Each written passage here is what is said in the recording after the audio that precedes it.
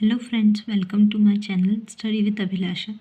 आज के इस वीडियो में हमारा जो टॉपिक चल रहा था फॉर्म्स ऑफ बिजनेस ऑर्गेनाइजेशन, उसका जो सेकंड फॉर्म या टाइप है बिजनेस ऑर्गेनाइजेशन का, पार्टनरशिप, उसको डिस्कस करने जा रहे हैं। So let's start the video. Partnership या हिंदी में जिसे कहते हैं साझेदारी, पहले उसका मीनिंग समझते हैं। Partnership is a voluntary association of two or more persons who agree to carry on some business jointly and share its profit and losses.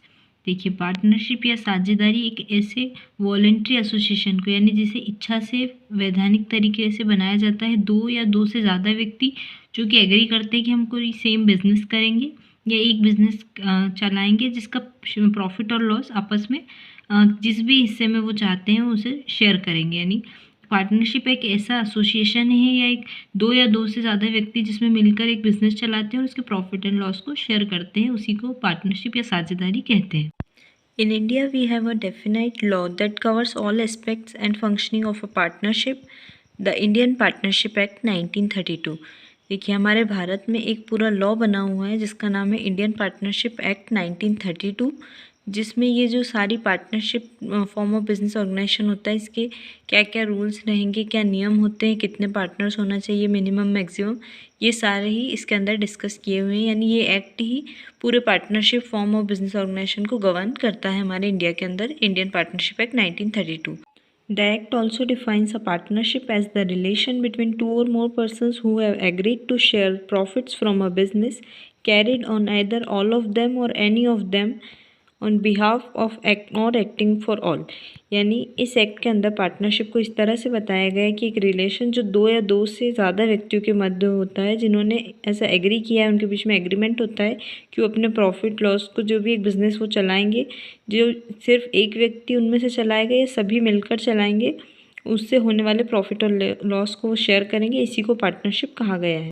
The entity is collectively called a partnership firm and all the individual members are called as partners। यानी इस तरह के partnership business में जो entity, यानी जो भी enterprise या जो भी मिलकर ये बिजनेस चलाएंगे, इन सभी को मिलकर कहा जाता है, इसमें पार्टनरशिप फर्म कही जाती है इन लोगों की, और इंडिविजुअल मेंबर्स को इसके अंदर कहा जाता है पार्टनर्स। तो ये था पार्टनरशिप का मीनिंग। पार्टनरशिप मीन्स एक एग्रीमेंट या एक वॉलेंट्री एसोसिएशन जो कि दो या दो से ज़्यादा व्यक्तियों के मध्य होता है, जिनमें वो कलेक्टिवली एक बिज़नेस को चलाते हैं और उसके प्रॉफिट एंड लॉस को आपस में शेयर करते हैं। अब देखते हैं इसके फीचर्स को, यानी इसकी क्या क्या विशेषताएं होती हैं, कैरेक्टरिस्टिक्स क्या होती है पार्टनरशिप की। फर्स्ट है agreement. Partnership is an association of two or more individual that arises from an agreement. यानी पार्टनरशिप एक ऐसा एसोसिएशन है, पार्टनरशिप, जो दो या दो से ज़्यादा व्यक्तियों के मध्य होता है, जो कैसे जन्म लेता है, कैसे इसका उदय होता है, एग्रीमेंट के थ्रू। यानी कोई भी उनके बीच में एक ठहराव होता है, कॉन्ट्रैक्ट होता है, जिसके बाद ही पार्टनरशिप स्टार्ट होता है। द एग्रीमेंट में भी रिटर्न और ओरल। जो एग्रीमेंट होता है वो रिटर्न भी हो सकता है, ओरल भी हो सकता है, बट कंट्रोवर्सी से या कॉन्फ्लिक्ट से दूर रहने के लिए ज़्यादातर रिटर्न एग्रीमेंट ही होता है पार्टनरशिप में। The written agreement between the partners is known as partnership deed. और इसी रिटर्न एग्रीमेंट को क्या कहा जाता है, पार्टनरशिप डीड कहा जाता है। जैसे कलेक्टिवली इन लोगों की एंटिटी को या इनके पूरे जो बिजनेस के सभी पार्टनर्स को मिलकर कहा जाता है पार्टनरशिप फर्म, उसी तरह से इनके भी जो रिटर्न एग्रीमेंट होता है उसे कहा जाता है partnership deed. It contains all the details like name of partners, their address, share in profit and loss, etc। यानी जितने भी रूल्स होंगे पार्टनरशिप के, क्या क्या कंडीशंस हैं, कितने शेयर होगा प्रॉफिट और लॉस में, सभी पार्टनर्स का क्या नाम है, क्या एड्रेस है, क्या क्या रूल्स है, रेगुलेशंस है उनके पार्टनरशिप बिजनेस को लेकर, वो सभी इस डीड के अंदर होते हैं, पार्टनरशिप डीड के अंदर। अब अगला जो हमारा पॉइंट आता है वो है नंबर ऑफ़ मेंबर्स, यानी कितने मैक्सिमम और मिनिमम कितने सदस्य होने चाहिए एक पार्टनरशिप बिजनेस के लिए। In order to start a partnership business there should be at least 2 members. यानी कम से कम 2 सदस्य तो होने चाहिए, तभी पार्टनरशिप होगी। अगर सिंगल व्यक्ति बिजनेस करेगा तो वो सोल प्रोप्राइटरशिप हो गई। 2 या 2 से ज़्यादा भी हो सकते हैं। However the maximum number will vary according to a few conditions. यानी अलग अलग केस में मैक्सिमम नंबर्स को नहीं डिफाइन किया गया है, लेकिन मिनिमम तो 2 मेंबर्स तो होने चाहिए एक पार्टनरशिप बिजनेस के लिए। For a banking business the number of partners must not exceed 10। यानी एक बैंकिंग बिजनेस का अगर आप कर रहे हैं पार्टनरशिप में, तो उसके लिए मैक्सिमम नंबर्स 10 से ज़्यादा नहीं होने चाहिए मेंबर्स के, पार्टनर्स के। थर्ड पॉइंट आता है हमारा फीचर्स का पार्टनरशिप के, sharing of profit and loss, यानी उनके बीच में प्रॉफिट एंड लॉस का शेयरिंग होना चाहिए, यानी आपस में बंटवारा होना चाहिए, तभी वो एक पार्टनरशिप कहलाती है। Another significant feature of partnership is the sharing of profit और लॉस बिटवीन द पार्टनर्स, यानी उनके बीच में उस बिजनेस से होने वाले प्रॉफिट या लॉस को शेयर किया जाना चाहिए पार्टनर्स के बीच में एक पार्टनरशिप के अंदर। फोर्थ हमारा पॉइंट है फीचर का, म्यूचुअल एजेंसी। म्यूचुअल एजेंसी का मतलब होगा कि वो आपस में एक दूसरे के लिए कार्य कर रहे होते हैं। एक पार्टनरशिप के अंदर ऐसा नहीं कि एक ही व्यक्ति, एक ही पार्टनर पूरा मालिक हो गया बिजनेस का, वो आपस में एक दूसरे के लिए पूरी तरह जिम्मेदार होंगे, ये एक दूसरे के एजेंट के रूप में कार्य कर रहे होंगे। The partners are the owners as well as the agent of their firm. A partnership business can be carried out by all or any of the partners acting on behalf of all. Any act performed by one partner can affect other partners and the firm. यानी एक partnership के अंदर जो partners होते हैं वो honour भी होते हैं और एक दूसरे के लिए एजेंट भी होते हैं पूरी फर्म के लिए। तो यानी उनमें से अगर एक भी कुछ भी डिसीजन लेता है, काम करता है पार्टनरशिप बिजनेस के अंदर, तो उसका अफेक्ट पूरे बिजनेस को होता है, उनकी पूरी फर्म को होता है, और सभी एक दूसरे के लिए लिएबल होंगे या एक दूसरे के एजेंट के रूप में भी कार्य कर रहे होंगे एक पार्टनरशिप बिजनेस के अंदर। अब एक और फीचर है हमारा पार्टनरशिप बिजनेस का, अनलिमिटेड लाइबिलिटी, यानी असीमित दायित्व। All partners have unlimited liability in the business. The partners are all individually and jointly liable for the firm and payment of all debts, यानी उनके पार्टनर्स के जो दायित्व होंगे, यानी उनकी अगर फर्म के ऊपर कोई डेब्ट यानी कर्जा हो जाता है तो उसके पेमेंट के लिए वो सभी जिम्मेदार होंगे, कोई अकेला पार्टनर सारा कर्जा नहीं चुकाएगा। और अगर उनके बिजनेस एसेट्स सफिशिएंट नहीं होते तो उनके पर्सनल एसेट्स भी जा सकते हैं उस लाइबिलिटी को फुलफिल करने के लिए। इस प्रकार से इसमें असीमित दायित्व होते हैं। अब इसके कुछ मेरिट्स होते हैं पार्टनरशिप के, यानी क्या फ़ायदे हैं अगर आप एक पार्टनरशिप में एक बिज़नेस स्टार्ट कर रहे हैं।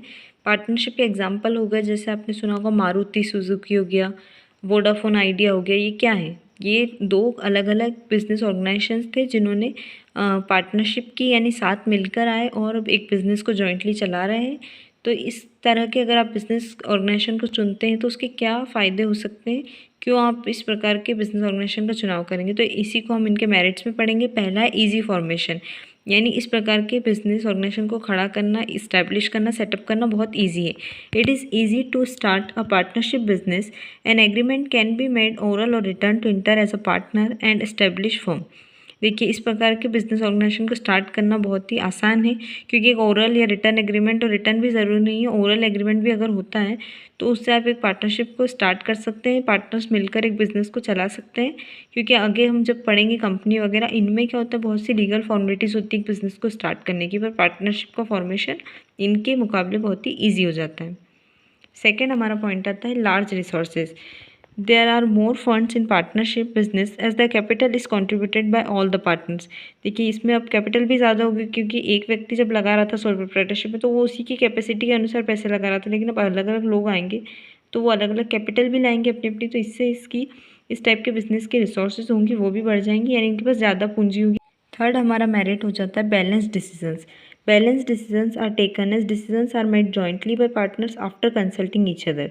इसमें बहुत ही अच्छे डिसीजंस भी लिए जाते हैं, क्योंकि सभी लोग पार्टनर्स आपस में सलाह वगैरह करके, कंसल्ट करके, एक दूसरे से सभी लोगों की राय लेकर वो डिसीजन लेंगे, तो वो डिसीजन ज़्यादा अच्छे होते हैं एक अकेले व्यक्ति की तुलना में। अगला मेरिट है हमारा sharing of risk. In partnership risk gets distributed among partners which reduces anxiety and burden. देखिए, अगर अब ये लोग प्रॉफिट बांटते हैं तो रिस्क भी तो बटेगी, यानी अगर नुकसान होगा तो वो सभी पार्टनर्स का होगा, सभी मिलकर उसका वहन करेंगे, यानी वो एक व्यक्ति पर पूरा बर्डन नहीं आएगा। तो ये पार्टनरशिप का एक मेरिट हो जाता है। फिर फिफ्थ हमारा मेरिट है, एडवांटेज है, कॉम्बिनेशन ऑफ डिफरेंट स्किल्स। देखिए, अब अलग अलग लोग हैं, अलग अलग लोगों के पास अलग स्किल्स होती है, कोई किस चीज़ में अच्छा है, कोई सेलिंग में अच्छा है, कोई के पास क्रिएटिविटी ज़्यादा है, कोई बिज़नेस को अच्छे से संभाल सकता है। सबकी अपनी अपनी क्वालिटीज़ होंगी सभी पार्टनर्स की, जो कि बिज़नेस को हेल्प करेंगी। The partnership firm has the advantage of knowledge, skills, experience and talents of different partners. किसी के पास एक्सपीरियंस होता है, कोई के पास नॉलेज है, तो अलग अलग पार्टनर के टैलेंट का यूज़ पार्टनरशिप बिजनेस में किया जाता है। अब देखते हैं इसके डीमेरिट्स क्या होते हैं पार्टनरशिप बिजनेस ऑर्गेनाइजेशंस के, यानी इसकी क्या क्या लिमिटेशंस हैं, क्या क्या कुछ सीमाएं हैं जिसके कारण से पार्टनरशिप बिजनेस में हम इंटर करने से थोड़ा सा रुक जाएंगे। पहला है अनलिमिटेड लाइबिलिटी।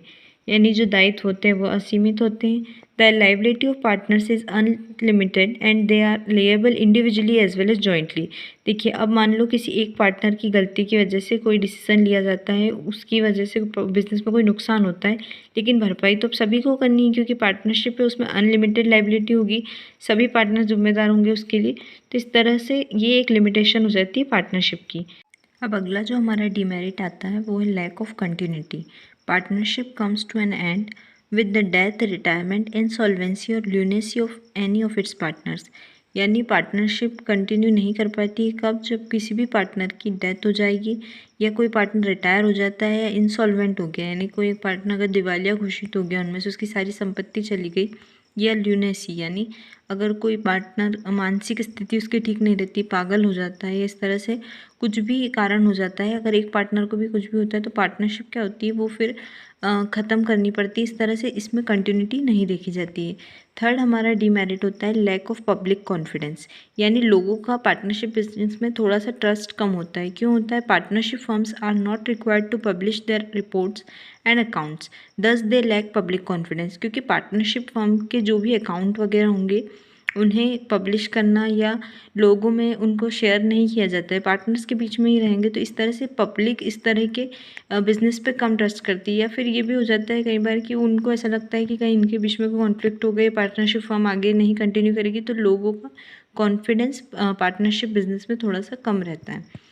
फोर्थ पॉइंट हमारा डीमेरिट का, ये लिमिटेशन का, पॉसिबिलिटी ऑफ कॉन्फ्लिक्ट्स, यानी पार्टनर्स के बीच में कुछ भी मतभेद होने का या कुछ कारण ऐसे हो जाते हैं, डिफरेंसेस जिसके कारण होते हैं।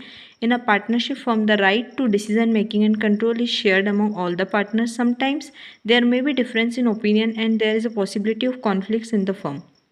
यानी अलग अलग लोग हैं, उनके अलग अलग ओपिनियंस होते हैं और कई बार डिफरेंस हो जाते हैं, उस वजह से कॉन्फ्लिक्ट्स की यानी उनके बीच में कुछ भी लड़ाई झगड़े की या मतभेद की जो संभावनाएं बनी रहती है पार्टनरशिप में। लास्ट हमारा डीमेरिट है स्लो डिसीजन मेकिंग, यानी जो डिसीजंस होते हैं वो आराम से लिए जाते हैं, बहुत स्लो हो जाती है वो प्रोसेस। क्यों हो जाती है? क्योंकि सभी अलग अलग पार्टनर से सब एक दूसरे से कंसल्ट करेंगे, सबकी राय पूछी जाएगी, फिर सबका ओपिनियन के बाद वो अप्रूव होगा, एक सिंगल ओपिनियन को पूरा फाइनल करेंगे वो लोग, तब तक डिसीजन बहुत बार लेट हो जाते हैं इस चक्कर में। In a partnership form decisions are made after consulting with all the partners and hence sometimes crucial decisions are not made on time, यानी जो इंपॉर्टेंट डिसीजंस होते हैं बिजनेस के वो भी डिले हो जाते हैं सभी पार्टनर्स के मतलब ओपिनियन की वजह से। इस तरह से पार्टनरशिप के अंदर जो डिसीजन मेकिंग प्रोसेस है वो बहुत ही स्लो हो जाता है।